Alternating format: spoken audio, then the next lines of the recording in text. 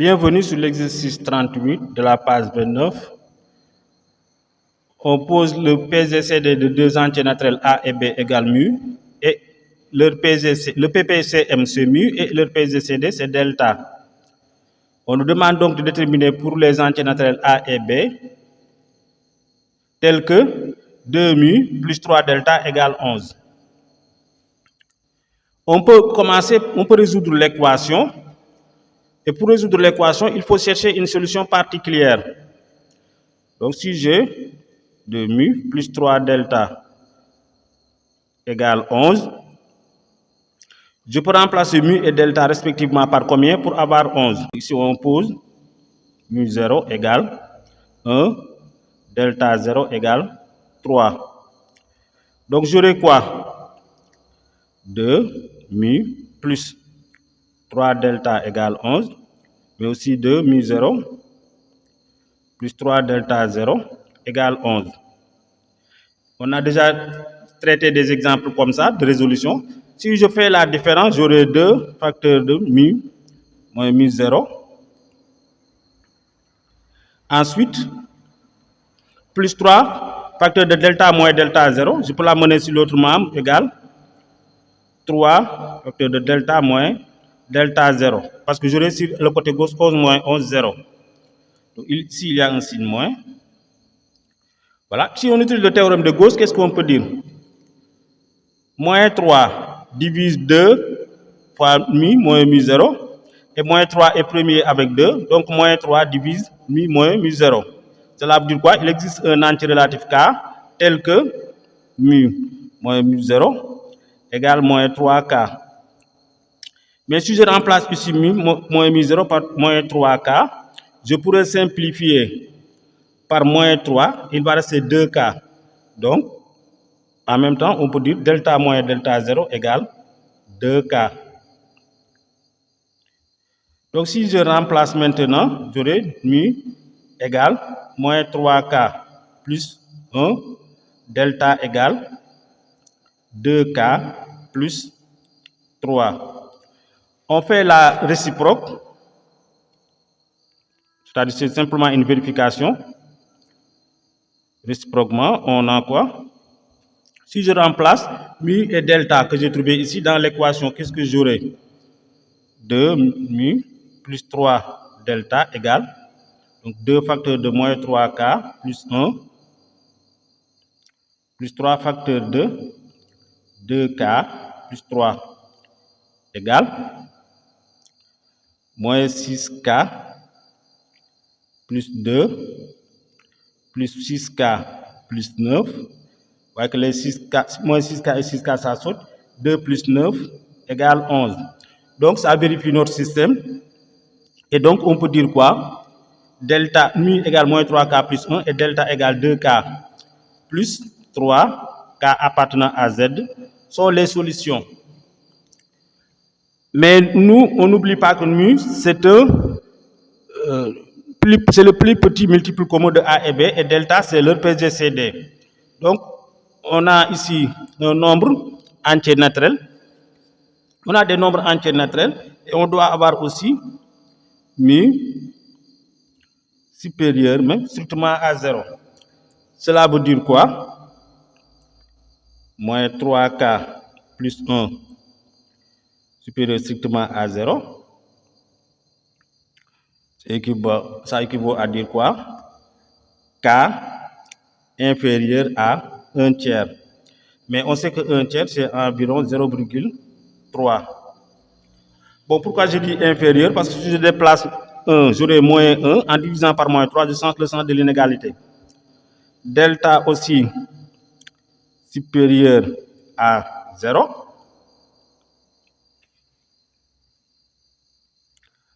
Équivaut à quoi? 2K plus 3 supérieur à 0. Équivaut à K supérieur à moins 3 demi. Moins 3 demi, c'est moins 1,5. Donc, on cherche les entiers naturels K tels que moins 1,5. K supérieur à moins 1,5, cela veut dire que moins 1,5 est inférieur à K, et K est inférieur à 0,3. Quels sont les entiers naturels qu'on a ici? C'est K appartient à, je peux prendre moins 1 ou bien 0. Ce sont les entiers naturels dans cet ensemble-là. On connaît maintenant K, je peux calculer mu et delta. Mu, on avait dit c'est égal à combien? C'est moins 3K plus 1. Donc c'est moins 3 fois moins 1 plus 1 égale 4. Delta égale 2K plus 3. Donc égale 2 fois moins 1 plus 3 égale 1. Voilà, notre problème revient maintenant à chercher les entiers naturels dont leur plus petit multiple commun est égal à 4 et leur PGCD est égal à 1. On sait aussi que de tels nombres, si je peux connaître le produit des nombres A fois B. A fois B égale combien dans ce cas? AB égale mi fois delta, donc c'est 4 fois 1 égale 4. Mais comment je trouve maintenant AB? A et B tel que leur produit est égal à 4. Donc A et B divise 4. Je peux écrire quoi? 4 égale 1 fois 4, ou bien 2 fois 2, ou bien 4 fois 1. Ce sont les seules possibilités que j'ai. Mais moi, j'ai quoi aussi? Je sais que A et B, leur PGCD est égal à 1. Donc, je ne peux pas avoir A égale 2, B égale 2. Ça ne marchera pas. Donc, quelles sont les possibilités qui me restent? Il me reste A égale 1 et B égale 4, ou A égale 4 et B égale 1. Donc, si je donne l'ensemble des solutions, les couples AB possibles, c'est AB appartient à l'ensemble 1, 4 ou bien 4, 1. Maintenant, si K égale 0, alors on aura quoi? Mu égale 0 plus 1, c'est 1. Ici, j'obtiens 0 plus 3, 3. Bon, delta égale 3. Mais quel est le problème qu'on aura ici? Ici, le PGCD égale 3, le PPCM égale 1. C'est impossible. Et pourquoi c'est impossible? Parce que delta doit diviser mu. Et ce n'est pas le cas ici. Delta ne divise pas mu.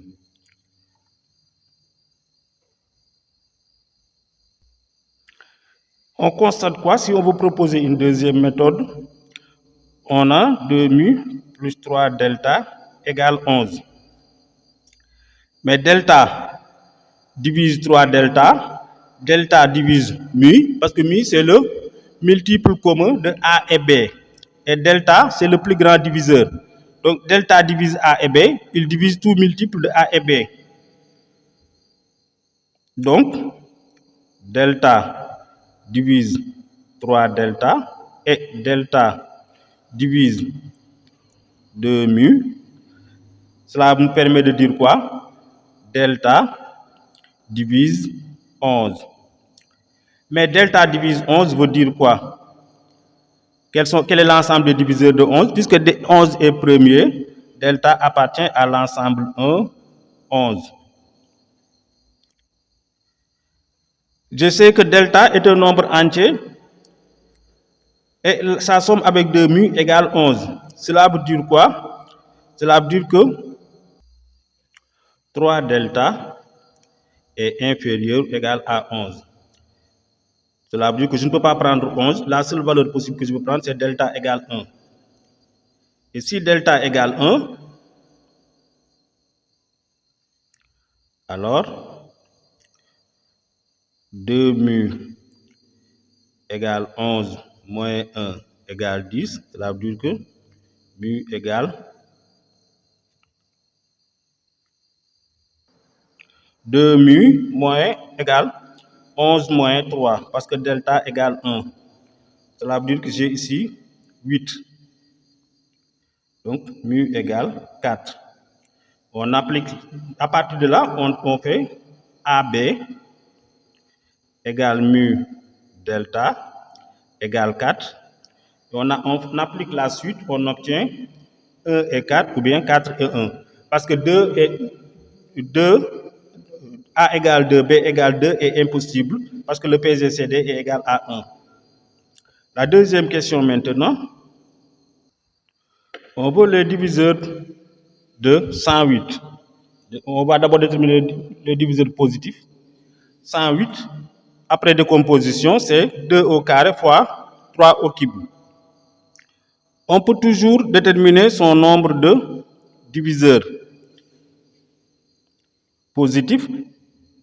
Donc, c'est 3 fois 4, 12. Je vais utiliser encore un treillis, ou bien des treillis. Ici, j'ai deux facteurs. Donc, je vais partir sur deux axes. J'ai besoin de placer ici 1. Je vais placer, puisqu'il y a plus de facteurs ici, je vais mettre 3. 3 au carré, c'est 9. 3 au cube, 27. 1, 2, 2 au carré, 4.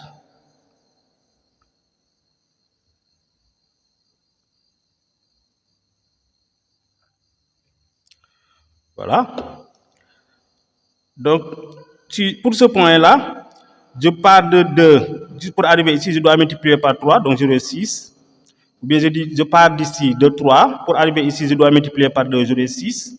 6, pour aller vers le haut, je multiplie encore par 2, j'aurai 12. Pour venir ici, soit je fais 6 fois 3, ou bien je fais 2 fois 9. Donc j'aurai ici 18. 18 fois 2, 36. Vous voyez que c'est la même chose que 12 fois 3. Ensuite, 18 fois 3, ou bien 27 fois 2, 54. 54 fois 2, 100, 108. Là, on a tous les diviseurs positifs de 108. Pour avoir les diviseurs négatifs, il faut prendre les opposés de ces nombres-là. Mais puisque sur la question suivante, on va nous parler de PPCM et de PGCD, on peut se contenter des diviseurs positifs. Sinon, vous prenez tous ces nombres-là et leur opposé, vous avez l'ensemble des diviseurs de 108. Donc, les diviseurs positifs de 108 sont, je dis D plus 108 égale 1, 2, 3, 4, 6, 9, 12, 18, 27, 36, 54 et 100, 108. Si vous voulez les écrire dans l'ordre aussi, il faut prendre les diagonales comme ça, de la gauche vers la droite, en allant vers le bas, à partir du haut vers le bas. Donc 1, comme ça.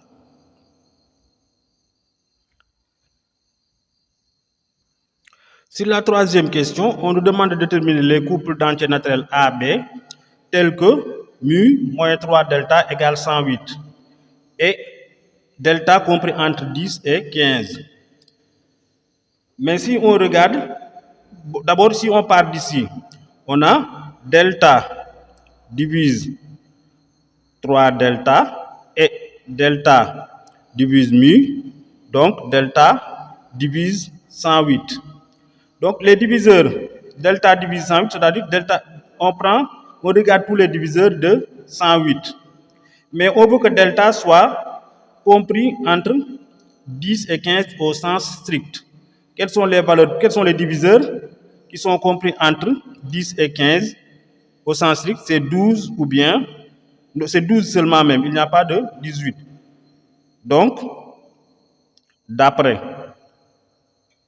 petit 2, delta égale égale 12. Ça, c'est pour utiliser la deuxième question. Mais si vous ne voulez pas utiliser la deuxième question, vous pouviez aussi résoudre cette équation-là. Vous allez trouver delta en fonction de k, vous l'amenez ici, et vous allez trouver la valeur possible de delta.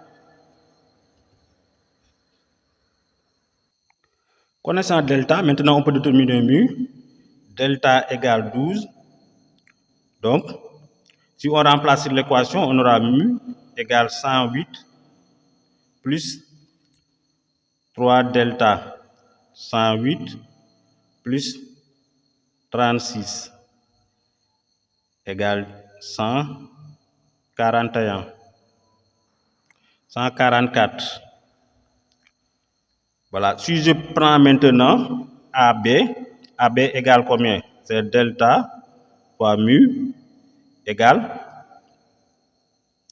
12 fois 144. Comment j'obtiens maintenant AB? Je peux posons A égale 12A' et B égale 12B', tel que PGCD de A', B' égale 1. Donc si je remplace ici, j'aurai AB égale 12A' fois 12B' égale 12 fois 144. 12 fois 12, c'est 144. Ceci, ça équivaut à dire quoi? A', B' égale 12. On peut d'abord chercher les diviseurs de 12. On obtient 1, 2, 3, 4, 6 et 12. Maintenant, ou bien on pouvait directement aussi écrire 12 en forme de produit de deux facteurs 2 à 2 distincts.